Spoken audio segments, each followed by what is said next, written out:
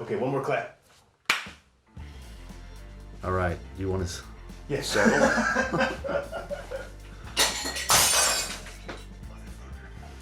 Hi, I'm Wayne White, and here's some records and books that have been important in my life.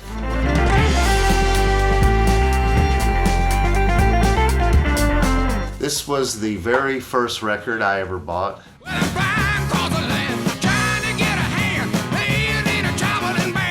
This is the actual copy, Cosmo's Factory by Creedence Clearwater. Boy, this was a very hot album. It had all the big hits on it. Traveling Band, Looking Out My Back Door, Who'll Stop the Rain, Heard It Through the Grapevine. I saved up my money and bought this. And it was a big commitment to buy records back then. They were $3.99 each. Man, I didn't have that kind of money. You know, I had to think long and hard before I committed $3.99 of my grass mowing money, you know, to buy this. But I did, and I played the hell out of it. It's a good record. It's a classic. Good old Creedence.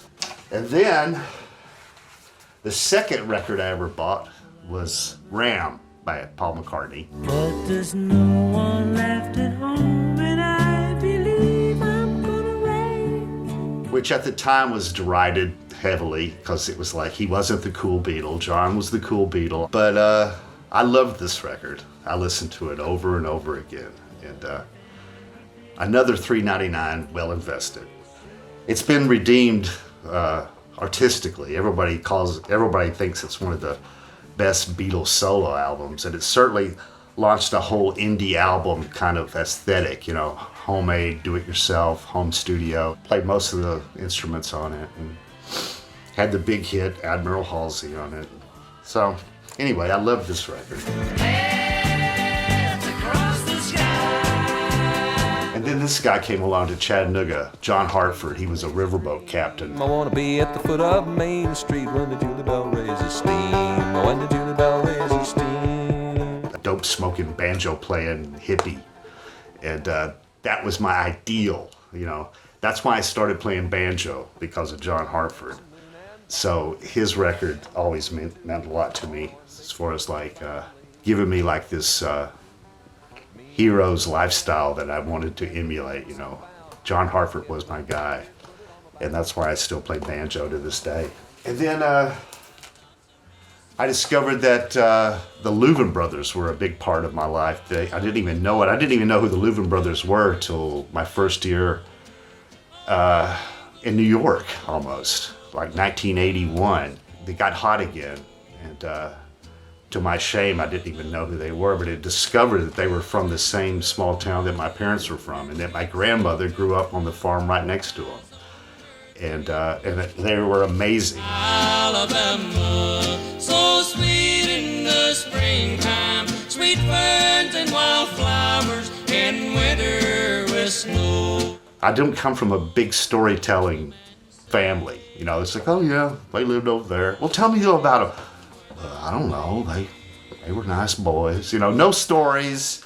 These guys were, you know, so influential to American music. You could almost say, without the Louvins, there might not have been the Beatles, you know. They influenced the Everly Brothers. The Everly Brothers, of course, the Beatles imitated them. If you'd told me when I was a little kid that my grandmother knew somebody that was probably the inspiration for a lot of rock and roll, it would have blown my mind. You know how well and its pleasure, but what is home without love? I went on to make some giant Leuven Brother puppets that were like 20 feet tall that are now in the Country Music Hall of Fame, permanently displayed. So that kind of came full circle for me. And the Leuven Brothers, you know, I felt a personal connection to them just because of that past in Sand Mountain, Alabama.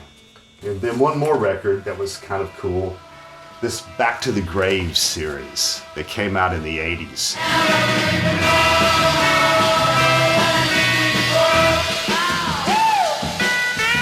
It was all about undiscovered or unforgotten garage rock of the 60s, the late 50s, early 60s. And I forget how many volumes there were, but there was at least 10 volumes. I think I've got them all.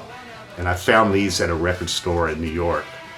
when I could start to afford to buy albums after I got a job in television. It's like that's one of the first indulgences I gave myself, was like, now I'm gonna buy albums. I've got some spending money. So I went and bought the whole series of these, and I was just fascinated by this funky garage rock, mostly high school bands and stuff. And it was like, this is a great cultural event, I think, these records. It was almost like a new kind of American folk music and folkways, and this really chronicled that.